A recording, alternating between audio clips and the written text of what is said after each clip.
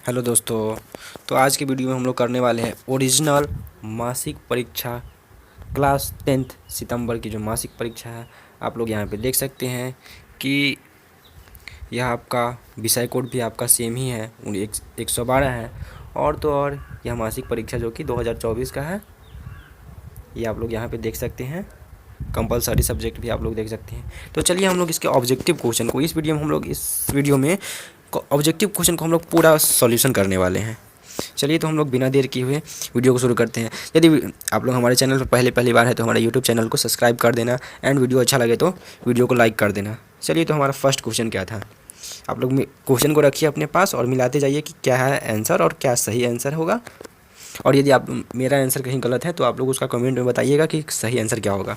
तो पहला क्वेश्चन हमारा क्या था कि निम्नलिखित पदार्थों में कौन चालक है। निम्नलिखित पदार्थों में से कौन चालक है। दोस्तों यहाँ पे जो क्वेश्चन बच्चा बनाया हुआ था वो गलत बना दिया था।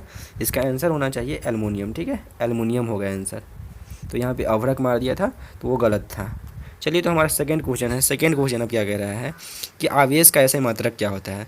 आवेश का ऐसे मात्रक क्या होता है। तो बच्चों आप लोग कमेंट में इसका आंसर बता सकते हो। तो बताओ कि आवेश का ऐसे मात्रक क्या होता है। तो दोस्तों आवेश का ऐसे मात्रक गुलाम होता है। यह बच्चा ने जो भी मारा है वो गुलाम सही मारा है। ठीक है, गुलाम इसका आंसर होगा। तो दोस्तों अब हमारा तीसरा नंबर क्वेश्चन है, प्रतिरोध का ऐसे मात्रक क्या होता है। प्रतिरोध का ऐसे मात्रक क्या होता है। तो आपका सी नंबर ऑप्शन क्या होगा, सही होगा। C number option is right answer, ओम होगा। चलिए तो हमारा नेक्स्ट क्वेश्चन क्या है, चौथा नंबर क्वेश्चन। चौथा नंबर क्वेश्चन में कह रहा है किस उपकरण में धन और ऋण आवेश नहीं होता है। तो बच्चों यह जो विद्युत सेल होता है ना, उसमें धन और ऋण आवेश नहीं होता है। तो चलिए हम लोग नेक्स्ट क्वेश्चन को देखते हैं। पूछ रहा है कि 1 वोल्ट इक्वल टू क्या होता है। तो जूल पर कूलाम, ये सही होना चाहिए हमारे ख्याल से, जूल पर कूलाम।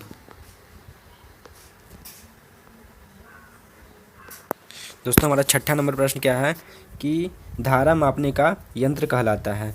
धारा मापने का जो यंत्र होता है हम लोग उसे क्या कहते हैं, एम्पियर कहते हैं, ampere. A number option is right answer. छठा का हो गया ए नंबर ऑप्शन।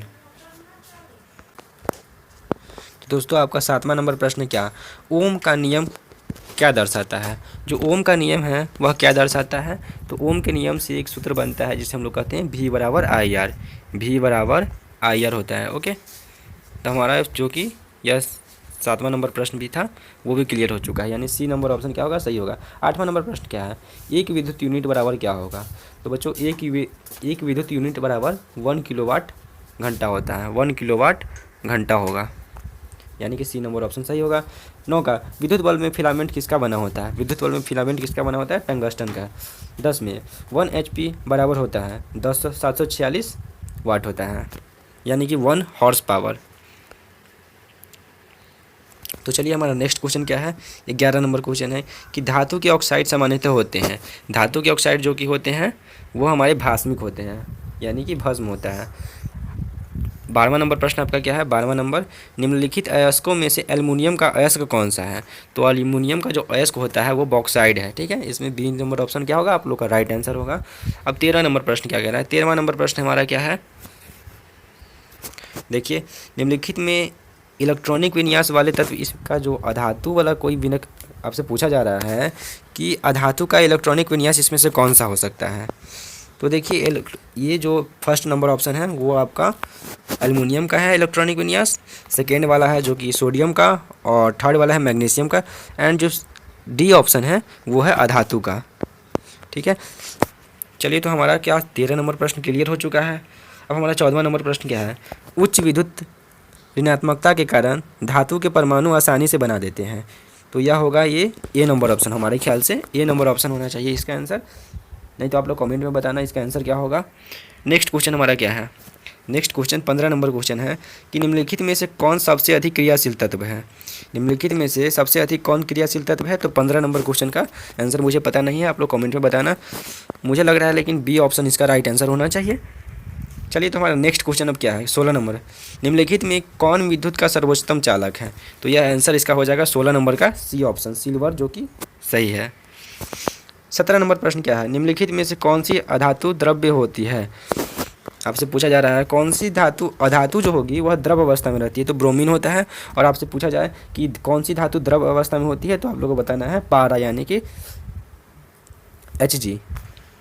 ओके, आपका लास्ट क्वेश्चन ये 18 नंबर प्रश्न है कि निम्नलिखित में कौन सी अधातु ऑक्साइड की प्रकृति उदासीन होती है। तो बच्चों इसका आंसर मुझे लगता है बी ऑप्शन ही होगा। आप लोग इसका कमेंट में आंसर बताना कौन सा होना चाहिए।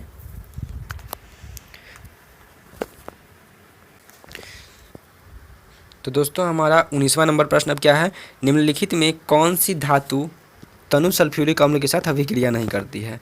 तो आपसे पूछा जा रहा है कौन सा ऐसा धातु जो होगा वह सल्फ्यूरिक अम्ल से अभिक्रिया नहीं करेगा। तो आपका कॉपर आंसर हो जाएगा। इसका बी नंबर ऑप्शन क्या होने वाला है, सही होगा। बी नंबर ऑप्शन आपका सही होगा। 20वां नंबर प्रश्न क्या है, अयस्क में उपस्थित अपद्रव्य क्या कहलाते हैं। तो किसी बच्चे ने गैंग मार दिया, वो गलत है, लेकिन डी नंबर ऑप्शन क्या होगा, सही होगा, गालक। तो हमारा नेक्स्ट क्वेश्चन क्या है, 21वां नंबर प्रश्न कि आनुवांशिकता का पिता किसे कहा गया है। आनुवांशिकता का पिता कहा गया है ग्रेगर जॉन मेंडल। ठीक है, ग्रेगर जॉन मेंडल, यानी कि बी नंबर ऑप्शन क्या है, सही है आप लोग का। 22वां नंबर प्रश्न आपका क्या कह रहा है कि प्राकृतिक चुनाव द्वारा प्राणियों का विकास किसका मत था। तो यह डार्विनवाद का सिद्धांत था। ठीक है, डार्विन का सिद्धांत था। अब आपका 23वां नंबर प्रश्न क्या कह रहा है कि कोशिका में आनुवांशिक पदार्थ क्या है। तो किसी बच्चे ने गुणसूत्र लिख दिया है, जो कि आपका गुणसूत्र सही नहीं होगा, डीएनए होगा। आपका 24 नंबर प्रश्न क्या है, स्त्रियों में लिंग गुणसूत्र होते हैं। तो आप लोग को ये पता ही होगा, आई होप। 25वां नंबर पॉइंट क्या है कि क्वेश्चन, मनुष्य का वैज्ञानिक नाम क्या है। तो आपका सी नंबर ऑप्शन क्या होगा, सही हो जाएगा। चलिए, तुम्हारा 26 नंबर प्रश्न क्या है, किसी जीव में की जीनी संरचना उस जीव का क्या कहलाता है। तो यह होगा इसका आंसर बी नंबर ऑप्शन क्या होने वाला है, सही होने वाला है। B number option is right answer, genotype. 27 number प्रश्न है आपका क्या, मेंडल ने अपने प्रयोग के लिए किस पौधे का चुनाव किया था। तो मेंडल ने जब प्रयोग किया था तो उसमें मटर का प्रयोग किया था। मटर जो है ना, उसका प्रयोग उन्होंने किया था। तो नेक्स्ट क्वेश्चन हमारा क्या है, 28वां नंबर क्वेश्चन कि द ऑरिजिन ऑफ स्पाइसेस नामक पुस्तक किसकी रचना है। तो आप लोगों को बताना है इसका आंसर डार्विन। ठीक है, डार्विन जी का ही था ये पुस्तक, the origin of spices. 29 number, Mendel के एक संकर प्रयोग ने के F2 पीढ़ी में जीन प्रारूपी अनुपात क्या पाया जाता है। तो इसका आंसर आप लोग का हो जाएगा ए नंबर ऑप्शन, 3:1 होगा, 3:1 होगा। 30वां नंबर प्रश्न क्या है, एक ही प्रजातियों के बीच आपस में प्रजनन क्या कहलाता है। तो वह आपका हो जाएगा इसका अंतः प्रजनन होना चाहिए। तो आप लोग अंतः प्रजनन इस पे मार लीजिए, नहीं तो आप लोग का जो आंसर होगा वो कमेंट में बताइएगा। और आप लोग अब देख सकते हैं कि सब्जेक्टिव क्वेश्चन आप लोगों को मैं दिखा देता हूं कि कौन कौन सब्जेक्टिव क्वेश्चन पूछा गया था। आप लोग उस क्वेश्चन को याद कर लीजिएगा। नेक्स्ट वीडियो में मैं आपको वो सब्जेक्टिव क्वेश्चन का आंसर भी दे दूँगा। जैसे कि आप क्वेश्चन देख सकते हैं, सब्जेक्टिव क्वेश्चन क्या क्या था, किसी बिंदु पर विद्युत विभव से क्या समझते हैं, प्रतिरोध की उत्पत्ति का क्या कारण है, एमीटर और वोल्ट मीटर का उपयोग समझना है। 4 नंबर में प्रतिरोध का संयोजन क्या है, यह कितने प्रकार के होते हैं, धातु और अधातु के में एक अंतर बताना है आपको, भर्जन क्या है एक उदाहरण देकर समझाइए, प्रगलन में गालक की एक क्या भूमिका होती है वो बताना है, मेंडल का प्रथम नियम क्या कहलाता है सो बताना है आपको, विभिन्नता के 2 प्रमुख प्रकार बताना है। 10वां नंबर में लिंग क्रोमोसोम बताना है। 11 नंबर ओम का नियम क्या है, इसे कैसे सत्यापित किया जाता है। ये मोस्ट इंपॉर्टेंट क्वेश्चन है, ये 5 नंबर में आप लोग को बोर्ड एग्जाम में पूछा जा सकता है। भौतिक और रासायनिक गुण के आधार पर धातु और अधातु में अंतर बताना है। ये भी मोस्ट इंपॉर्टेंट क्वेश्चन है, आप लोग इसे छोड़िएगा मत, याद कर लीजिएगा। बोर्ड एग्जाम में ऐसे ही क्वेश्चन टकराए जाते हैं, कभी कभी नहीं, अधिकतर टकराते हैं। आपका 13वां नंबर प्रश्न क्या है, जस्ता की निष्कर्षण का सिद्धांत। ये भी आप लोग याद कर लेना, लेकिन ये पूछने का ज़्यादा चांस नहीं है। डार्विन के प्राकृतिक चयन का सिद्धांत, ये भी आप लोग को पूछा जा सकता है 5 नंबर में, आप लोग इसे भी याद करना ना भूले। 15 नंबर क्वेश्चन क्या है कि मनुष्य में लिंग निर्धारण की विधि का वर्णन करना है, ये भी आप लोग याद कर लीजिएगा। चलिए, तो नेक्स्ट वीडियो में हम लोग मिलते हैं, नेक्स्ट एग्जाम का पेपर लेके आएंगे अब।